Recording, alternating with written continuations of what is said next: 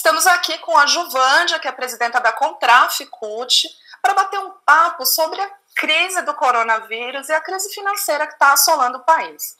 A Juvândia é presidenta da Contraf, como eu disse, e por isso ela representa uma categoria muito importante de trabalhadores que está atuando na linha de frente daqui da pandemia, que são os trabalhadores de bancos. Juvândia, um bom dia.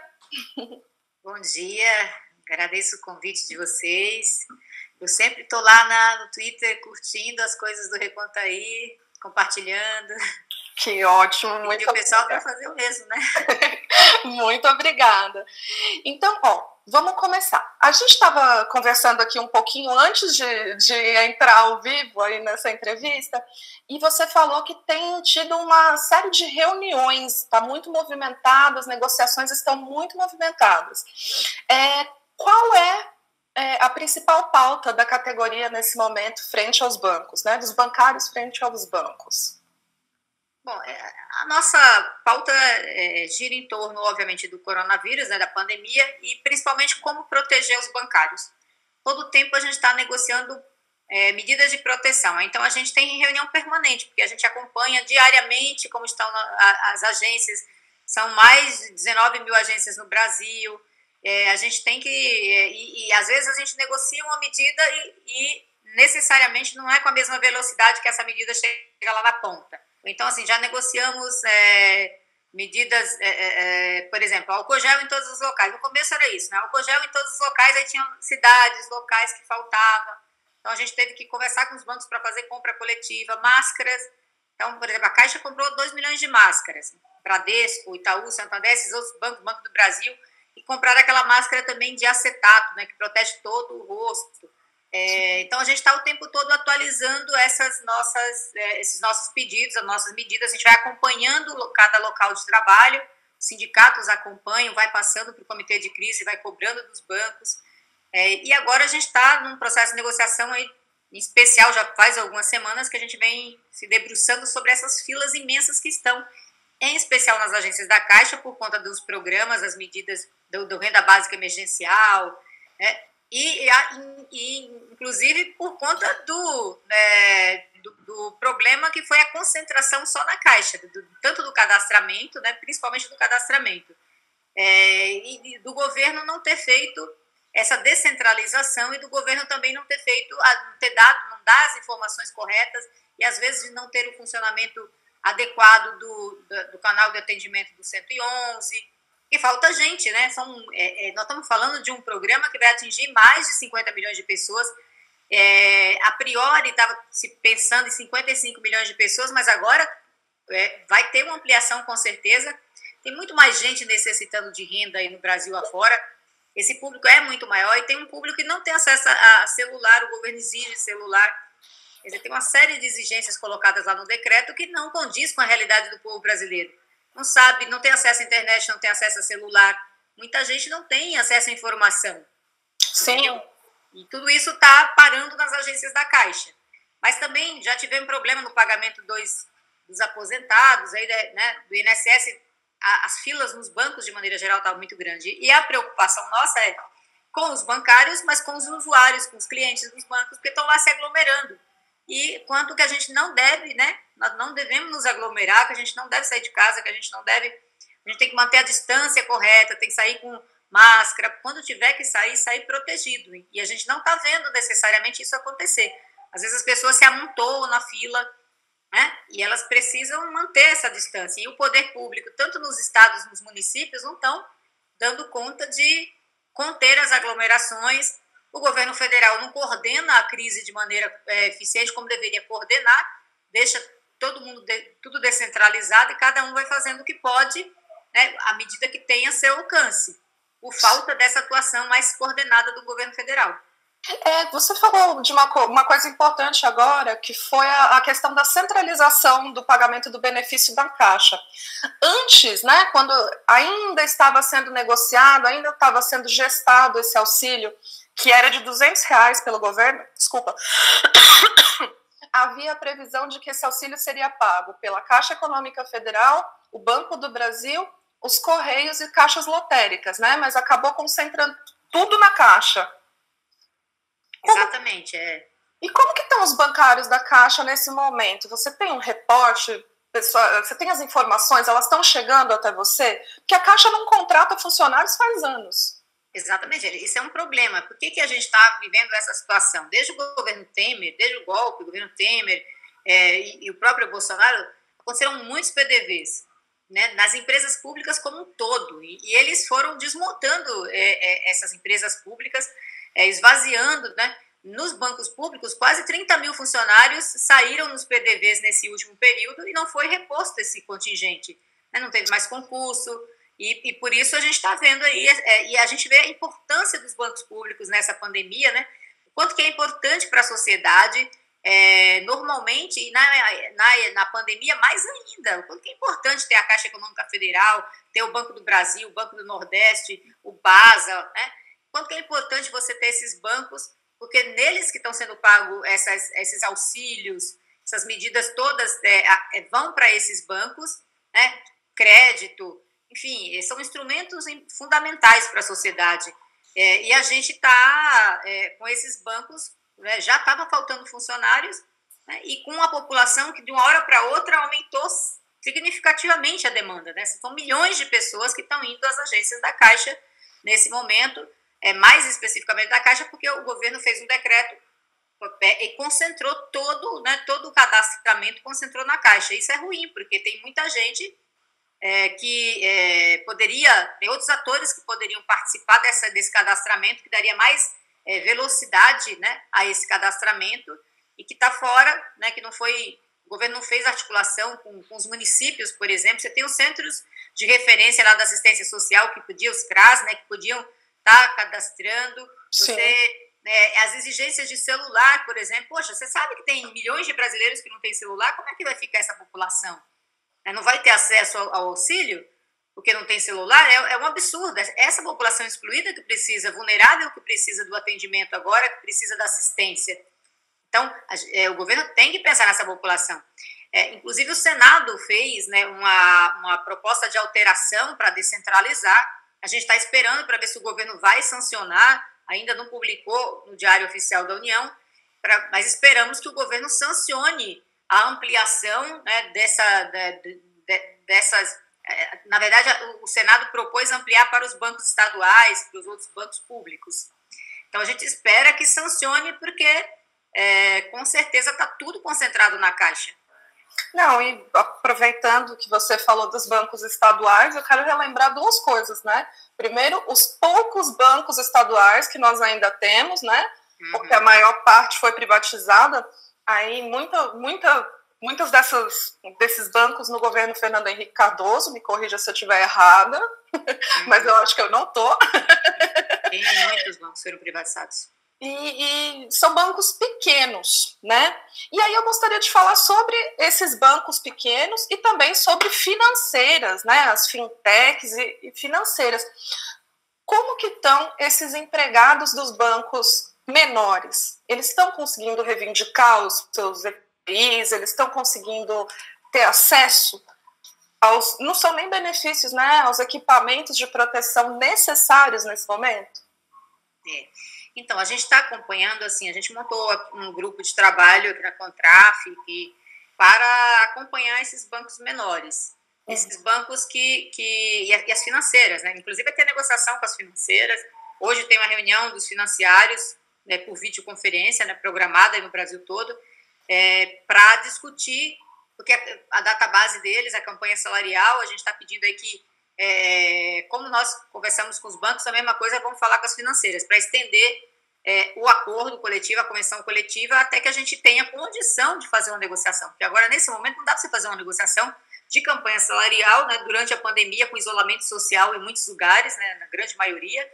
Então, isso tem que ser estendido, estenda-se o acordo e a gente vai fazendo um processo de negociação pontual para aquelas financeiras que precisam. Você tem financiamento de automóvel. Hoje está totalmente parado, né? Totalmente parado. Então, tem um processo de acompanhamento dessas financeiras, desses bancos menores, que a gente vai... Tem banco que fez acordo unilateral individualmente e mandou o acordo para o sindicato. A gente está orientando o sindicato que responda e diga que tem que iniciar um processo de negociação. A gente falou isso na mesa de negociação na FENABAN. os acordos têm que passar por negociação coletiva. Nós não vamos aceitar acordo individual. Por que não negociar com o sindicato?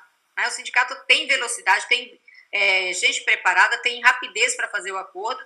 Eles não podem alegar nada. Simplesmente, se não fizerem com o sindicato, é porque não querem. E a gente não vai permitir uma coisa dessa, né? Unilateralmente, ele vai lá, impõe a medida para os trabalhadores, porque acordo individual, na verdade, é uma imposição, né, da empresa. Não existe eu chegar para o trabalhador que precisa daquele emprego e falar assim, olha, você vai fazer isso aqui. Aí você fala, não vou fazer não. Ele fala, tá bom, então vou arrumar alguém que queira fazer. Então, não existe acordo individual. Essas medidas provisórias, a 927, que tira o sindicato da negociação, a 936, né, que retira o sindicato da negociação em algumas faixas salariais, em alguns critérios, essas medidas são ruins. O sindicato é fundamental. A gente está vendo aí, nós colocamos, desde o começo da negociação até agora, mais de 250 mil pessoas em casa, protegidas, em teletrabalho, com salário garantido, com os direitos garantidos, entendeu? E isso com certeza, são vidas que a gente está salvando. E as pessoas que estão indo ao local de trabalho, porque tem decreto, que é atividade essencial, essas a gente está salvando também, porque a gente está garantindo toda a proteção. Os EPIs, né, os equipamentos de proteção individuais, de segurança para esses trabalhadores, todo esse processo de negociação que a gente fez, garantia de não demissão nessa pandemia. A gente tem, inclusive, os grandes bancos privados, que é os que, né, porque os públicos já têm a estabilidade, os grandes bancos privados garantindo a suspensão das demissões, a estabilidade desses trabalhadores. Isso tudo com a presença do sindicato, porque sem o sindicato nada disso seria negociado. Imagina você estar em casa, você não poderia estar em casa tranquilo. Estaria se expondo todo esse pessoal aglomerado aí. Enfim, então a gente está vendo o quanto que é importante você ter um sindicato forte, você estar organizado. Nós que temos uma negociação nacional e que a gente tem um comando, né, independente da central sindical, está todo mundo, a maioria está ali unificado nesse comando. Isso tem mostrado quantos avanços a gente teve desde que a gente começou a negociação. Não, é impressionante que a categoria que está mais unida é a categoria que tem conseguido avanços, tem conseguido vitórias, né? Para que consiga continuar trabalhando com a segurança, né? Com o mínimo de segurança, na verdade. Com velocidade, né? Olha, a OMS decretou a pandemia no dia 11 de março. No dia 12 de março nós começamos a negociação. Então foi bem rápido e acho que isso, inclusive, que né, tem trazido essas conquistas, vitórias para a saúde dos trabalhadores, né? As vitórias para a vida, para a defesa da vida, defesa da saúde, defesa inclusive da saúde não só dos bancários, mas dos clientes, dos usuários dos bancos. Isso é fundamental. Sim, não tenho dúvida. Você teve uma reunião com o Ministério Público do Trabalho para tratar da segurança e de questões trabalhistas, né, que você acabou de citar agora. Como que o Ministério Público do Trabalho está atuando nesse momento, em relação aos bancários? Então, a gente teve a reunião com o Ministério Público do Trabalho, que é a coordenação da CONALES. A reunião foi boa, a gente já tinha negociado muita coisa, mas o Ministério Público do Trabalho tem apoiado essa nossa negociação. A última tratou exatamente das filas, de como lidar com essas aglomerações, de pedir a ajuda tanto do poder público local, seja das GCM, seja da Polícia Militar, para ajudar a organizar, porque é do lado de fora que essas filas estão, mas também para que os bancos coloquem pessoas do lado de fora, não o bancário, que ele precisa estar lá dentro atendendo. Como é que ele vai estar nos dois locais ao mesmo tempo? Entendeu? Ele tem que estar dentro da agência fazendo o atendimento, para que esse atendimento seja rápido, para que a população seja atendida logo, e tem que ter gente do lado de fora. Hoje, a gente conseguiu, inclusive, a partir da negociação, a Caixa começou a colocar vigilantes, a Polícia Federal liberou o uso dos vigilantes, dos seguranças do lado de fora, organizando as filas. Então, nessas agências mais lotadas, já começou a colocar os vigilantes, já aumentou o número de recepcionista, telefonista interno também. Isso ajuda porque é mais gente, né? Agora, no momento que está precisando, né, de gente para organizar internamente e gente para ajudar e organizar a população do lado de fora. Porque é um jeito de proteger essa população. Agora, isso não é suficiente, porque o suficiente é aquilo que a gente falou. Precisa mudar o decreto, precisa descentralizar. Porque nós estamos falando de, sei lá, 60, 70 milhões de pessoas. É impossível Uau. você dar conta. Você tem 300 municípios no Brasil que não tem a agência bancária, não tem lotérica. Você tem 300 municípios. Essa população desses municípios vão ficar desassistidas da renda básica emergencial? Não podem, né? E são geralmente as que mais precisam, né? Exatamente, é quem mais precisa, né? A população mais vulnerável. Então, como é que vai fazer para atender essa população? Aí você tem que fazer parceria com os municípios, fazer parcerias outras para dar conta de atender todo mundo. Você tem que ter essas parcerias, tem que ter essa ajuda. A gente tem agora à tarde uma reunião com o movimento social, o movimento moradia, a Central das Favelas estará na nossa reunião, a Central Única das Favelas, né? O MTST, o MST, porque eles têm essa inserção a CONTAG, que representa a agricultura, os trabalhadores da agricultura familiar, né? Os agricultores familiares, que também estão muito prejudicados. Você está vendo aí que às vezes tem locais que proibiu as feiras livres. Então, como é que vai ficar esses trabalhadores, esses produtores pequenos? Como é que eles vão, que auxílio que eles vão ter nessa pandemia?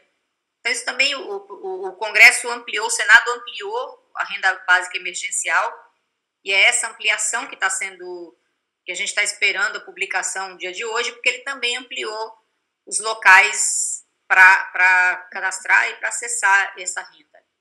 Não, e pelos números que você falou, que você relatou e que você espera, é quase metade da população brasileira que vai ter necessidade desse auxílio. Exatamente, de uma vez só, né? É todo mundo de uma vez só, em um período, né, indo nas agências bancárias. Então, o debate com o Ministério Público do Trabalho foi exatamente esse, porque o grande consenso ali é que precisa divulgar essas informações, de ter uma central de atendimento que tenha gente suficiente para atender, que funcione, entendeu? Agora, o governo tem que tomar essas providências, não só a Caixa, o governo tem que atuar nesse sentido, porque cabe ao governo atuar, foi o governo quem fez o decreto. A Caixa é um banco que tem uma atuação fantástica, que é super importante para a população brasileira, mas que foi sucateado em número de pessoas, de funcionários, que teve, desde o governo Temer, tem tido uma saída grande de pessoal nos PDVs, isso não foi reposto, tem que ter gente atendendo, tem que ter mais parceria, porque, como você falou, quase metade da população brasileira que está indo para as agências nesse momento. Uau! Giovândia, para a gente terminar, eu sei que seu dia está super corrido, você tem 1 milhão de negociações e para nós é muito importante que você esteja lá lutando por todos nós. Eu gostaria muito de perguntar, essa é uma pergunta que tem menos a ver com bancos, mas eu tenho perguntado a todo mundo. Como você acha que o Estado vai sair dessa pandemia? Mais forte, maior? O que você acha? Eu acho o seguinte, o mundo é um antes da pandemia e outro depois da pandemia. A pandemia está nos mostrando o seguinte, a importância dos estados, do Estado brasileiro, do Estado, né, de maneira geral aí. O Estado é fundamental. Aquelas pessoas que acham, Estado mínimo, não precisa de Estado, está totalmente equivocado e quem defende a presença do Estado, a intervenção do Estado, está mostrando o quanto que ela é importante. A saúde pública é importante, a educação, investimento em ciência e tecnologia, que foi sucateado nesse último período, as verbas de educação foram reduzidas, né? Aquela medida provisória que virou uma emenda constitucional 95, que limitou os investimentos públicos em saúde, educação, infraestrutura, agora nos mostra que estava totalmente errado o caminho. Quem achava que aquele caminho estava certo, está vendo que está errado. Porque aí tem pessoas, os leitos, eu estava conversando com o pessoal da saúde, né, com a presidenta dos sindicatos bancários, do Sindicato da Saúde aqui do estado de São Paulo, e os leitos em São Paulo os leitos dos hospitais públicos estão 80% comprometidos. Uau. 80%. Quer dizer, você vai contrair o coronavírus, não vai ter UTI suficiente, não vai ter respirador suficiente, não vai ter nem médico suficiente para atender, porque esse público também está sucateado nos estados. Muitos estados faz muito tempo que não faz concurso público, na linha sempre do privatizar, né, do valorizar o privado, e agora que a gente precisa do público. Os planos de saúde, as pessoas estão perdendo o emprego, os planos de saúde você não dá conta de pagar, entendeu? Vai precisar da saúde pública, e mesmo tem coisas que são feitas só na saúde pública. Os planos, muitos planos, inclusive, tem certo tipo de procedimentos que eles jogam para o setor público fazer. Então, a gente vê o seguinte, o Estado é muito importante. Como é que a gente vai sair disso? A gente vai sair, o mundo vai sair numa recessão econômica muito grande, né? O mundo inteiro, porque todo mundo foi pego de surpresa com essa pandemia. Agora, quem vai sair melhor é o país que investir mais, que o Estado tomar a frente, que o Estado conduzir o crescimento econômico, né, na volta, na saída da pandemia, na saída do isolamento. Então, o que a gente vê aí de todos os estudos, especialistas, é que quem entrou no isolamento mais rápido e ficar o tempo necessário no isolamento, que o Estado investir para garantir que as pessoas fiquem em casa, dê renda, garantir as empresas, para que todo mundo fique em casa, garantir os empregos, né? E o Estado que também investir na saída, vai ter muita mudança cultural, né? Você vai mudar, o retorno ao trabalho não vai ser um retorno, todo mundo volta e a vida está normal. Você vai voltando aos poucos, você vai ter que voltar usando máscara, voltar sem ter as aglomerações, enfim, tem uma série de coisas que a gente vai descobrindo desse vírus. Você não tem um remédio ainda eficiente, você não tem uma vacina, então até que saia, que surja isso, o mundo vai mudar, e há quem diga, inclusive, que essa globalização vai se modificar, muitos estados vão fechar, vão se proteger, vão investir na sua indústria. O que o Brasil tinha que fazer é isso, investir no desenvolvimento industrial, na indústria, aqui na reconversão, nos empregos, né? Investir, pegar setores estratégicos da economia e investir para que a economia reaja, os empregos voltem a surgir e a gente saia rapidamente dessa recessão, né? Esse que é o ideal. Agora, o governo brasileiro vai fazer isso? O governo do Bolsonaro vai fazer isso? O governo do Bolsonaro, que nem queria dar essa renda básica emergencial, foi pressionado, veio com R$200, depois foi pressionado pelo Congresso, pelas centrais, pelo movimento social, e aí aumentou para os R$600. O Congresso aprovou isso. E ia aprovar sem o governo. Então, assim, esse governo está à disposição, está entendendo isso? Não, ele está fazendo uma política de o presidente incentivando as pessoas a ir para as ruas se contaminar. E se contaminar significa o seguinte, não é verdade, uma parte vai morrer, deixa morrer. E aí, chega nos hospitais lotados, você vai ter que escolher quem vive e quem morre. E a gente não quer chegar nessa situação, a gente quer que todo mundo viva. Você não pode chegar lá e escolher quem vai viver e quem vai morrer. Então, mais de 60 anos vai morrer, menos de 60 anos vai viver. Nós vamos privilegiar UTI, respirador, para quem tem menos de 60 anos. Não tem cabimento, a gente quer que todo mundo viva. Essa é a obrigação do Estado.